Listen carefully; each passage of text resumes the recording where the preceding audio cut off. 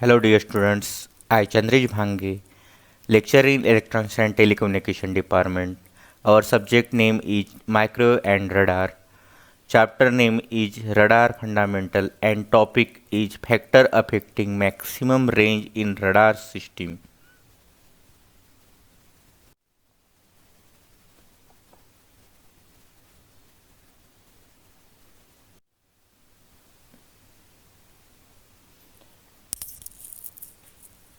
Friends, इसके पहले अपन ने क्या क्या पढ़ा, चलो थोड़ा रिवीजन करके देख लीजिए। सबसे पहले अपन ने एप्लीकेशन देखे।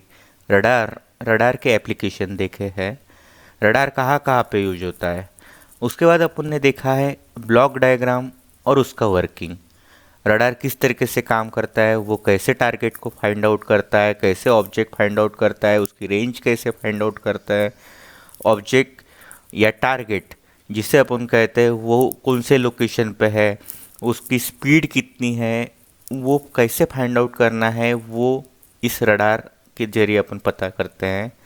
उसके बाद अपन ने नेक्स्ट पढ़ा था pulse radar. Pulse radar with the help of pulse, किस तरीके से पल्स का मदद लेके रडार कोई भी टारगेट की लोकेशन, स्पीड, उसका साइज, एंगल पता करता है।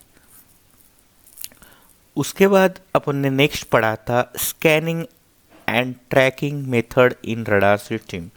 Scanning and tracking method in radar system में किस तरीके से कोई भी टारगेट को स्कैन किया जाता है या फिर ट्रैक किया जाता है, ये अपन ने वहाँ पे पढ़ा था। उस next antenna feed mechanism use in radar system. कौन से प्रकार के अपन एंटीना यूज करते हैं, जैसे microwave feed radar, microwave feed antenna. Next अपन जो पढ़े थे पैराबोलिक एंटीना, वो रडार में किस तरीके से यूज किया जाता है वो अपन वहाँ पढ़े थे। नेक्स्ट है कोर्स आउटकम। कोर्स आउटकम क्या होता है, ये सब्जेक्ट पढ़ने के बाद आपका कौन सा नॉलेज बढ़ने वाला है, ये इस तरीके से होता है। सबसे पहले ये कोर्स पढ़ने के बाद, ये सब्जेक्ट पढ़ने के बाद आपका क्या नॉलेज पढ़ने वाला है, इंटरप्रेट रडार, जिसका फुल फॉर्म होता है radio detection and ranging base system for range detection. यानी कि रडार की मदद लेने के बाद कोई भी ऑब्जेक्ट किस तरीके से फाइंड आउट करते हैं, उसकी रेंज फाइंड आउट करते हैं, ये आपका नॉलेज बढ़ने वाला है। उसके बाद है यूनिट आउटकम। यूनिट आउटकम में आज जो अपन टॉपिक पढ़ने वाले या चैप्टर पढ़ने वाले हैं, उसके बाद आपका कौन से नॉलेज बढ़ने वाले हैं। द मैक्सिमम रेंज रडार, ये आपका बढ़ेगा।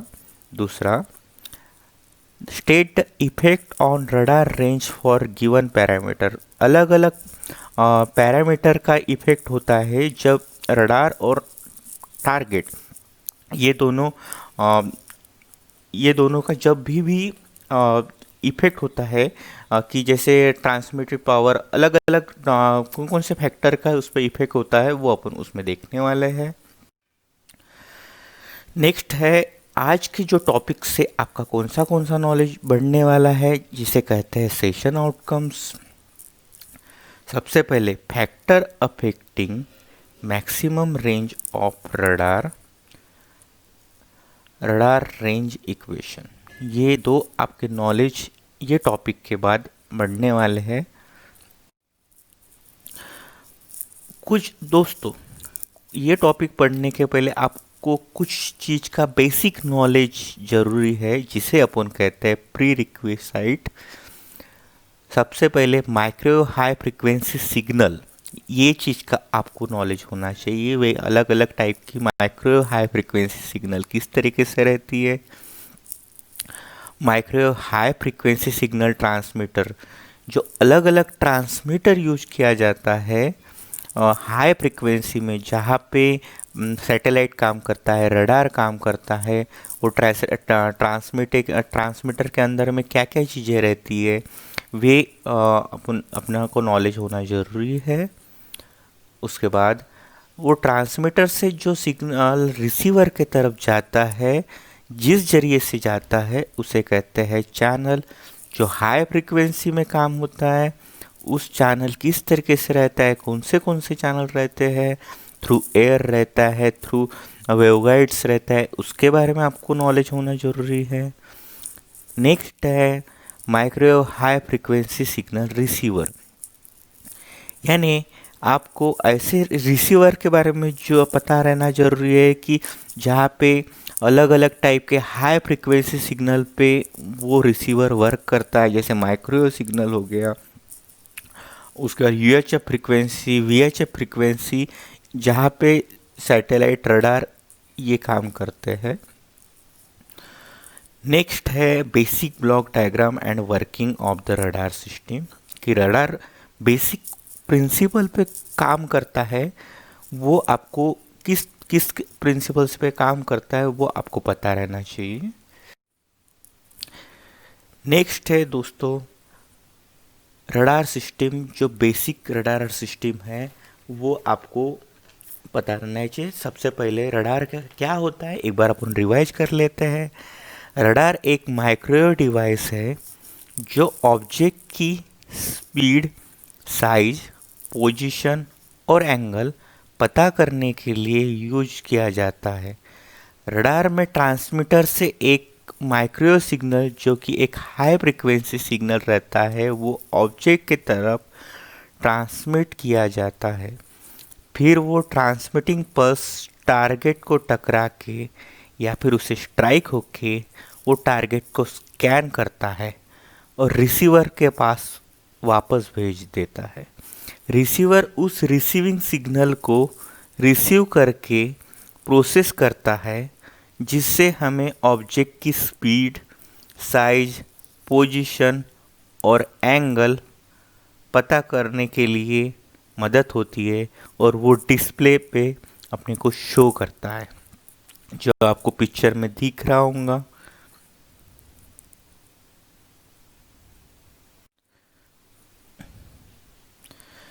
अभी अपन देखते हैं कि ये जब ट्रांसमीटर से सिग्नल रिसीवर की तरफ जा रहा था, उस टाइम पे कौन कौन से फैक्टर वहाँ पे इम्पोर्टेंट रोल प्ले करते हैं। तो सबसे पहले transmitted power. If the radar range is to be doubled, we have to increase the transmitted power by 16 times. अगर रडार की रेंज अपने को बढ़ानी है, रडार की अगर रेंज अपने को बढ़ानी है, तो ट्रांसमिटेड पावर यानी जो ट्रांसमिटेड सेक्शन का पावर 16 गुना अगर अपन बढ़ाते हैं तो रडार की रेंज अपन डबल कर सकते हैं। ये हो गया अपना first point, transmitted power. Second है frequency. Increase in frequency, increase in range. अगर ट्रांसमिटेड सेक्शन की फ्रीक्वेंसी को अपन बढ़ाते हैं तो अपन इनडायरेक्टली रडार की रेंज भी बढ़ा सकते हैं। Target cross sectional area. Radar cross sectional area of the target is not controllable factor. Target अलग अलग रह सकते दोस्तों, जैसे एयरप्लेन हो गया, या फिर जहाज हो गया, या फिर कार हो गया, तो उसका साइज अपने हाथ में नहीं है, वो कंट्रोलेबल नहीं है। तो इसीलिए कहा गया है कि radar cross sectional area of the target is not controllable factor. Next है minimum received signal. A decrease in minimum reversal power due to effect of noise will have to same effect as a rising the transmitted power. अगर कोई भी signal target से टकरा के वापस आता है, उस कंडीशन में अगर वो सिग्नल मिनिमम हो जाता है, क्योंकि नॉइज का इफेक्ट एयर में होता है, जब वो वापस आते रहता है तो नॉइज का इफेक्ट होता है, तो इसके वजह से सिग्नल की क्वालिटी कम होती है और सिग्नल कम होके वापस आता है। इस वक्त रडार के ट्रांसमीटर पे सिग्नल बढ़ाना ज़रूरी है, तो सिग्नल ज़्यादा से ज़्यादा रिटर्न हो।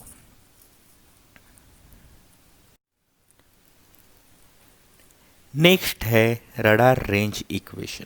रडार रेंज इक्वेशन का एक फॉर्मूला होता है दोस्तों, जिसे कहते हैं R max equal to P T A O square S divided by 4 pi lambda square P mean power 1:4।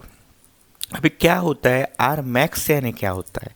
सबसे पहले आर मैक्स यानी रडार और ट्रांसमिटिंग रेंज कितनी है, कितना एरिया कवर करता है, ये अपने को आर मैक्स, जिसे कहते हैं मैक्सिमम रेंज ऑफ रडार। ए ओ यानी क्या? एंटीना का एरिया कितना है? ए ओ यानी होता है capture area of antenna. Antenna का एरिया कितना है, जिससे एंटीना कितना सिग्नल ऑब्जेक्ट की तरफ भेज सकता है और रिसीव कर सकता है, उसे कहते हैं capture area of antenna.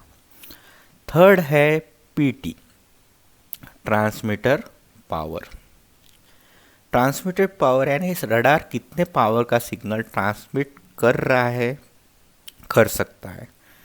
Next है S, effective surface area of target. Target का साइज कितना है, वो कितने साइज का है, वो होता है effective surface area of target. Next है लैम्बडा, सिग्नल की वेवलेंथ। सिग्नल जब ट्रांसमिट करते उसकी लेंथ कितनी है, ये अपने को शो करता है लैम्बडा।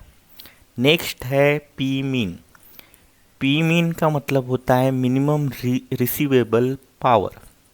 जो सिग्नल ऑब्जेक्ट को या टारगेट को टकरा के वापस आता है, वो पावर मिनिमम कितना है ये बताने का काम पी मीन करता है, मिनिमम रिसीवेबल पावर। ये टॉपिक में अपन ने क्या चीज़ें पढ़ी, चलो दोस्तों रिवाइज करते हैं। सबसे पहले factor affecting maximum range of radar system, अपन ने उसमें पढ़े थे ट्रांसमिटेड पावर, कितना पावर ट्रांसमिट कर सकते। सेकंड फ्रीक्वेंसी, फ्रीक्वेंसी फैक्टर अपन ने देखा था।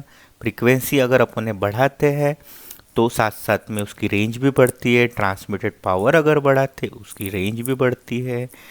Target cross sectional area, target का क्रॉस सेक्शनल एरिया कितना रहता है वो अपने हाथ में नहीं है, अपन ने देखा था दोस्तों। Next minimum received signal P mean. Minimum received signal यानी जब सिग्नल रडार से टारगेट की तरफ जाता है, टारगेट को स्ट्राइक होके जब वो वापस रडार की तरफ आता है, उसे कहते हैं मिनिमम रिसीव्ड सिग्नल। नेक्स्ट अपन, और जब ये सिग्नल टारगेट को टकरा के वापस आता है उस पर नॉइज का इफेक्ट होता है और इसके वजह से सिग्नल की स्ट्रेंथ कम होती है और इसे ओवरकम करने के लिए अपने को ट्रांसमीटर की रेंज बढ़ानी पड़ती है। नेक्स्ट है रडार रेंज इक्वेशन, अपन ने पढ़ा जिसमें एक फॉर्मूला के जरिए रडार की रेंज कितनी है वो अपन कैलकुलेट कर सकते हैं। एग्जाम में इस टॉपिक पे कौन से क्वेश्चन पूछे जाते हैं ये अपन देखते हैं। Right radar range equation and state the factor affecting maximum range of radar, ये एक तरीके का क्वेश्चन पूछा जाता है एग्जाम में।